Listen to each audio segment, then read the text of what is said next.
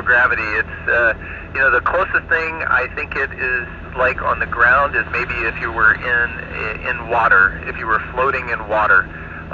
But unlike water up here, I right now I'm floating, I'm not touching anything. If I push off of one wall with just a little bit of force, I can float to the other end of the space station. And so it's a lot of fun. I feel like I'm 5 years old and playing and doing somersaults all the time. Over. That's a great question. So those two Starliner astronauts, Butch and Sonny, they're part of my crew now, and so I launched with Alex in a Crew Dragon, and it has 4 seats, so we launched with 2 empty seats, so that in February, when we're all done with our mission up here doing research, we'll all 4 be able to go home together. Over. My scariest moment in space, that has to be my first launch. We ended up, the rocket malfunctioned about 2 minutes into launch, and so we aborted right as my rocket was coming apart. So that was probably the scariest, but we came down to a nice parachute landing. I did bring a few souvenirs, little personal things that I'll take pictures of when I'm up here. And does space smell? When we connect a new vehicle to the space station, and you open those hatches, there's this metallic smell that is very distinct when you have a chance to smell something that's been exposed to the vacuum of space. Over.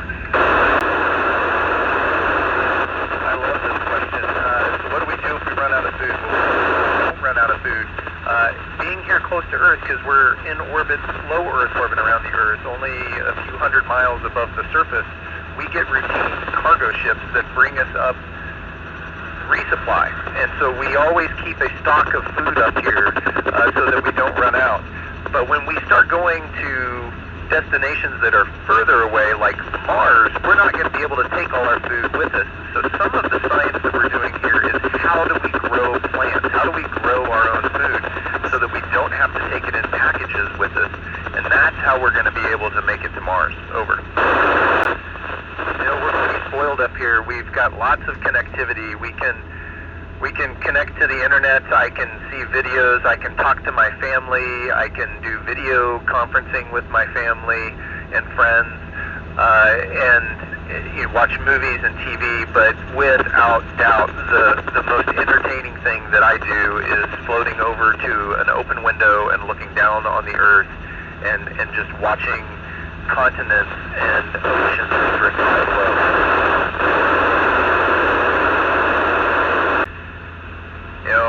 I think we've all looked up at the dark night sky and seen stars, and on the darkest of nights we see so many stars you can't even count them, and you see the Milky Way galaxy, and when we look out the window up here on the space station and stars, I can see more than I've ever seen around.